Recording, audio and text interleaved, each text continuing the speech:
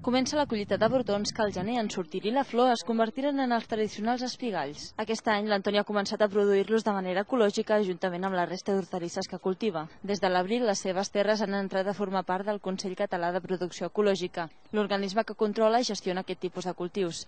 Ara es troben dins un període obligatori de reconversió de 24 mesos en el qual les terres són sotmeses a exhaustius controls d'adaptació. En aquest període de 2 anys és un període en el qual tens molts més controls, molts més analítiques, se't fan analítiques periòdicament, hi ha unes periòdiques i unes que són sorpresa, no? És a dir, perquè clar, evidentment, si tu ja sabessis periòdicament cada quan venen, podries intentar fer una mica de trampa, llavors sempre hi ha la sorpresa.